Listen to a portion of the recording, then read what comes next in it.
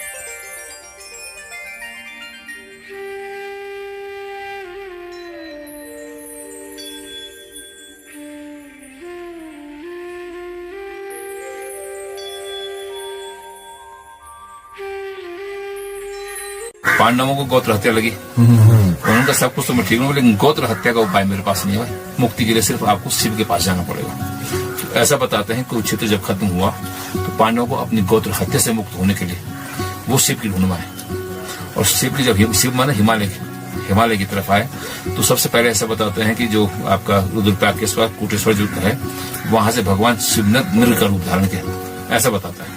तो वो चले गए केदारनाथ। पांडव की छोटी मोटी चीज नहीं थी ना, जिन्होंने उतना बड़े मार दिए सारे अच्छे खासे धराशायी कर दिया श्री कृष्ण को, अपने पक्ष में कर दिया, तो कुछ ना कुछ तो मेरा होगा।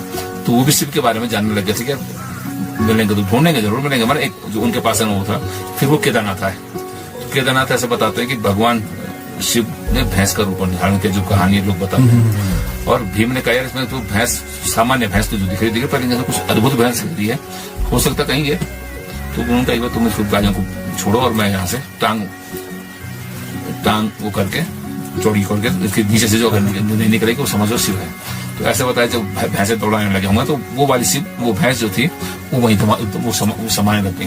तो उसका जो पृष्ठभाग ऐसा बताते हैं कि भगवान शिव का पृष्ठभाग केदारनाथ में है। फिर चलते चलते मध्य महेश्वर में भगवान शिव की नाभि के दर्शन है। फिर उसके बाद जब आए तुंगनाथ में भगवान जी के भुजाओं के दर्शन है। पूरे विश्व में, भारत के अंदर नहीं विश्व में, भगवान शिव के आपको मुख के दर्शन कहाँ हो सकते हैं? आप सब जगह लिंगाकार दर्शन करते हैं। सिर्फ एकानन चतुरानन पंचानन राजे बोलते हैं। एकानन आपके उतुनाथ में जहाँ मुख के दर्शन आपने देखे होंगे, हाँ जी ठीक है, मुख है। और चतुरानन आपके पशुपतिनाथ में है। ऐसा बताते पंचानन इंडोनेशिया में है, 5 मुख जो है। बाकी आप जहाँ पूरे हिमालय पूरे भारतवर्ष में अगर जाओगे तो आपको लिंगाकारी दर्शन होता है। ये तो है चतुर्मुख जहाँ भगवान शिव के उनको पांडवों को मुख्य दर्शन हुए थे। और अब ऐसा बताते हैं कल्पेश्वर में जटाओं के दर्शन है। पर ऐसा भी बोलते हैं भगवान शिव ने सशरीर किसी को दर्शन, पूरा सशरीर ऐसे दर्शन, अलग अलग दर्शन लोग लिंगाकारी जहाँ दर्शन करते हैं। हाँ। तो ये पंच केदारों में भगवान शिव के इन अंगों के दर्शन होते हैं। ये रुद्रनाथ क्षेत्र में आप जब आते हैं तो समझ दो रुद्रनाथ का क्षेत्र पनार बुग्याल से ऊपर शुरू हो जाता है। पितृधार हो गया, जहाँ पे पितरों को लोग ऐसे पितृ क्या पवित्र धार है इतना पद। वहां से फिर हम लोग पहले जो था कि जो नियम परंपराएं जो थी नंगे पांव थे, थूकते बोलते चालते भी नहीं थे, थूकते तक नहीं थे। लघुसन का वो तो छोड़ो, थूकने तक का वर्जित था। फिर यहाँ पे जो है 5 कुंड है। नारद कुंड हो गया, पीछे सरस्वती कुंड है, उसके पीछे मानस कुंड है, नीचे बैतरणी कुंड है, फिर सूर्य कुंड है। और यहाँ पे कभी कभार ज्योतिर्लिंग के दर्शन भी होते हैं। जैसे यहाँ ज्योतिर्लिंग है वहाँ पे कभी कभार आप देखोगे कोई दिव्य दर्शन होंगे तो कभी दिव्य दिन कोई वैसा रहा ज्योतिर्लिंग दर्शन होता रहता है। वो किस शेप में रहता है? ज्योतियाँ दिखती रहती है। अच्छा। लोग अलग अलग ढंग से ज्योतियों का दर्शन बहुतों ने करते हैं, बहुत लोग देखते रहते हैं। उन्हीं कुंड में ज्योतिर्लिंग है नीचे, पीछे तो बहुत सरस्वती कुंड में अगर कोई वैसे ध्यान करके तो वहाँ बीणा बस्ती रहती है, जैसे बीणा बस्ती ना। अच्छा। अब लोगों ने तो बिल्कुल ऐसा कर दिया कि बिल्कुल ज्यादा पिकनिक माहौल वैसा नहीं रहेगा ना, क्योंकि हम लोग, मैं तो जहाँ उत्तराखंड होने के नाते हम लोगों को अपनी परंपरा इनको बचा कर रखना चाहिए। हमारा क्या है कि देवभूमि के लोग हैं, बहुत मुश्किल से देवभूमि में जन्म लिए। हम लोगों के पता नहीं कौन से कर्म रहे होंगे जो इस देवभूमि में हम जन्मे। और देव अब लगाओ अपने यहाँ के लोग, अब लगाओ इन क्षेत्रों में दारू शराब वगैरह जो डीजे पीजे जो थोड़ा सा आध्यात्म के लिए, पूरा हिमालय जो है हमारे पावर बैंक का ऊर्जा का स्रोत है। बाकी आप लगाओ ना, हिमालय तो रशिया में बहुत है, न्यूजीलैंड बहुत ज्यादा हिमालय। लेकिन आपने सुना नंदा देवी, वो भी हिमालय है। नीलकंठ, शिवलिंग, त्रिशूल, नंदा घूंटी, ये हमारे सारे देवी देवताओं के तो नाम पे है। तो ऐसे किसी ने नाम थोड़ी रखूंगा। तो नीचे बैठो आप, आध्यात्म ऊर्जा मिलेगी। बाकी हिमालय तो ऋषियों की पूरी तपस्वी है। यहाँ देवता तप कर रहे हैं, ऋषि को छोड़ो, देवता भी तप कर रहे हैं इस देवभूमि, इसलिए देवभूमि का देता हूँ। तो कहते हैं हमारी जो नई जनरेशन है वो इनको समझे। अब लगाओ आज ऋषिकेश में गोवा बीच बन गया है। वो गोवा बीच कहाँ से आ गया? ऋषिकेश तो गंगा जी के नीचे तो तप करने की जगह थी, आध्यात्म की जगह थी, और तुम उसको गोवा बीच बना लो। वो हमारी जो संस्कार है हम वो ये ना भाई, आप चाहे कुछ भी कर लो लेकिन परंपरा तो हमारी है ना।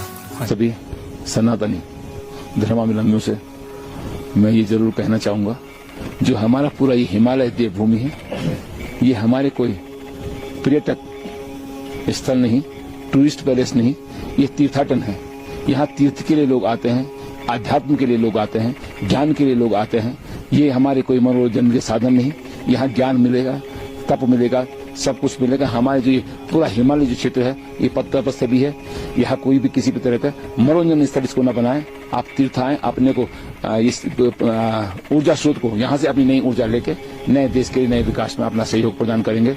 कम से कम जितने भी हमारे तीर्थ हैं, बद्री, केदार, गंगोत्री, यमुनोत्री, पंच केदार, जहां भी हैं, इनको कृपया टूरिस्ट पैलेस न बनाएं। ये शराब और बियर, मांस मदिरा के स्थल नहीं है, ये हमारे तीर्थ स्थल हैं। कृपया इनको मनोरंजन के स्थल न बनाएं। मैं आप लोगों से विनम्र निवेदन करूंगा, इनकी मान मर्यादाओं को बना के रखें।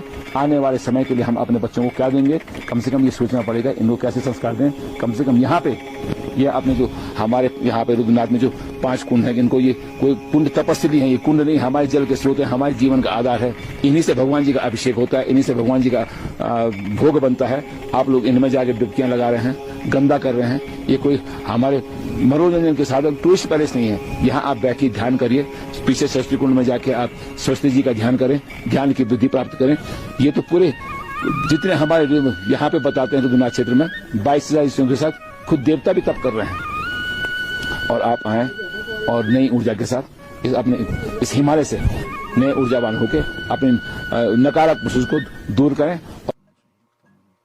ये सूर्य सहस्रांशो तेजोरावं बिभ्राट वातजूतो जो रक्षति तमना पपोक पुरुधा विराजति उद्दतं जातवेशं देवं वहन्ति केतवदिश्य विश्वाशुजम्मा जेना पावक चक्षा भुरनं तंजना अनुत्वं वरुणपशसि देव्या वद्धर्जु आगतं चित्तं देवानामुदगागनि कंचक्षु चाग्नेः अप्रात्यावा पृथिवी अंतरिक्षुज आत्मा जगतस्तस्तु कश आन इडा भू। हाँ जी।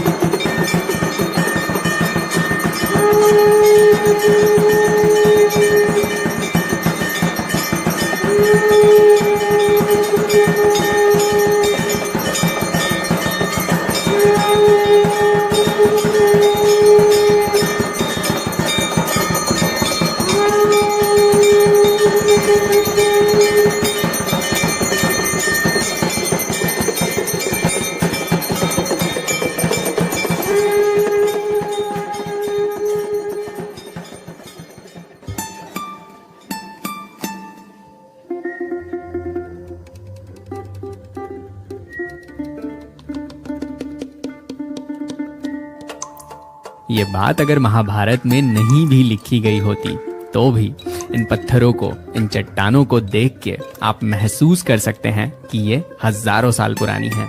पूरा मंदिर मानो किसी बड़ी सी चट्टान का हिस्सा हो। यहां से अलविदा लेता हूं मेरी जान।